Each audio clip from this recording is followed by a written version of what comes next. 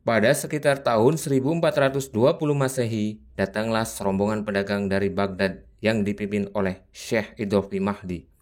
Mereka memohon diperkenankan menetap di sekitar perkampungan Muara Jati dengan alasan supaya dekat dengan pasar di Kampung Pasambangan di sekitar Gunung Jati untuk memperlancar perdagangan.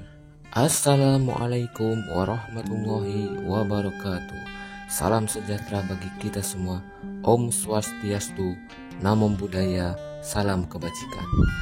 Selamat datang di channel Kang Edot, sebuah channel yang menggali tentang budaya dan sejarah sebuah daerah.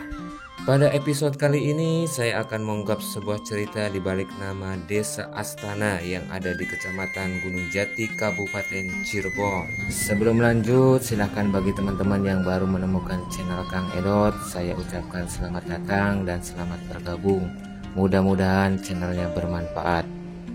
Jangan lupa like, komen, dan subscribe-nya ya, agar channel ini terus berkembang dan saya lebih bersemangat lagi untuk membuat video-video terkait budaya dan sejarah sebuah daerah.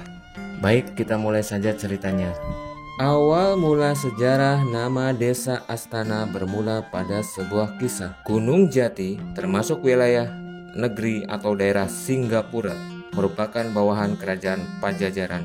Oleh karena letaknya di tepi pelabuhan Muara Jati, maka berdatanganlah para pedagang asing seperti dari Cina, Arab, dan Gujarat atau pantai India Barat. Ramainya perahu dagang asing berlabuh di pelabuhan Muara Jati itu selain letaknya yang strategis bagi perniagaan, juga karena penguasa negeri Ki Gede Surawijaya dan Syekh Bandarnya Ki Gede Tapa atau Ki Jujunan Jati bersikap toleran terhadap setiap pedagang asing. Pada sekitar tahun 1420 Masehi, datanglah serombongan pedagang dari Baghdad yang dipimpin oleh Syekh Idrofi Mahdi. Mereka memohon diperkenankan menetap di sekitar perkampungan Muara Jati dengan alasan supaya dekat dengan pasar di Kampung Pasambangan di sekitar Gunung Jati untuk memperlancar perdagangan. Oleh Ki Surawijaya, rombongan Syekh Idrofi Mahdi itu diizinkan tinggal di Kampung Pasambangan. Sejak itulah, di samping berdagang, mereka sebagai mubalik giat berdakwah mengajak masyarakat mengenal agama Islam. Setelah mendengar tentang agama baru itu, orang-orang terus berdatangan dan menyatakan diri masuk Islam dengan tulus ikhlas. Oleh karena yang memeluk Islam dari hari ke hari semakin banyak, dan untuk ketenangan mereka yang ingin mempelajari Islam lebih dalam, Syekh Idrofi diperkenankan mengambil tempat di Gunung Jati untuk kegiatan dakwahnya. Itulah awal mula Gunung Jati sebagai perguruan Islam. Dengan cara yang bijaksana dan penuh hikmat dalam mengajarkan agama Islam, dalam waktu relatif singkat pengikutnya semakin banyak dan tersebar sampai ke pusat kerajaan Pajajaran. Hingga akhirnya perguruan kedatangan Raden Walang Sungsang dan adiknya Nyi Mas Ratu Rara Santang serta istrinya Nyi Endang Gelis yang bermaksud ingin mempelajari agama Islam. Raden Walang Sungsang dan Ratu Rara Santang keduanya adalah putra-putri Raja Pajajaran, Prabu Siliwangi, dari perkawinannya dengan Nyi Mas Subanglarang, putri Ki Jujunan Jati. Dengan demikian, keduanya adalah cucu dari Syekh Bandar Pelabuhan Muara Jati. Kedatangan mereka ke Gunung Jati, di samping melaksanakan perintah ibundanya sebelum meninggal, juga bermaksud sungkem kepada eyangnya. Kepergian mereka ke perguruan Gunung Jati tanpa seizin ayahnya karena Prabu Siliwangi kembali memeluk agama Buddha setelah Nyi Mas Subanglarang meninggal dunia.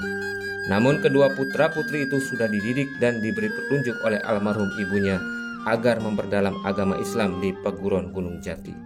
Kehadiran keluarga keraton Pajajaran tersebut menjadikan Syekh Idrofi semakin giat menyiarkan dan mengembangkan agama Allah dan makin terkenal pula nama perguruan Gunung Jati. Sementara itu, kegiatan dagang diserahkan kepada beberapa orang temannya, di mana seluruh waktunya dicurahkan untuk berjuang di jalan Allah Subhanahu wa Ta'ala. Di antara kebiasaan yang sering dilakukan Syekh Idrofi di luar waktu dakwah yang selalu diperhatikan oleh santri-santrinya ialah tafakur, menyendiri di gua puncak Gunung Jati. Karena itulah, maka para santrinya memanggilnya Syekh Datul Kafi, artinya sesepuh yang mendiami gua. Selain sebutan itu, karena bersinar atau syiarnya Gunung Jati di luar daerah disebabkan kemuliaan dakwahnya, masyarakat Pasambangan menyebutnya Syekh Nur Jati, artinya sesepuh yang menyinari atau mensyiarkan Gunung Jati. Berkenaan dengan itu, beliau senantiasa mengamanati setiap santri yang akan meninggalkan perguruan dengan perkataan setana, artinya pegang teguhlah semua pelajaran yang diperoleh dari perguruan Islam Gunung Jati, jangan sampai lepas. Sejak saat itu, orang menamakan kampung Pasambangan dengan nama Setana Gunung Jati. Namun karena pada akhirnya Gunung Jati itu digunakan untuk pemakaman, terutama makam Syekh Datul Kahfi sendiri, maka penduduk Jawa Barat yang sebagian besar berbahasa Sunda, sebutan Setana diganti menjadi Astana, artinya kuburan. Walaupun demikian, penduduk yang berbahasa Jawa seperti Cirebon, Ludamaya, dan Losari masih banyak yang menyebut Setana.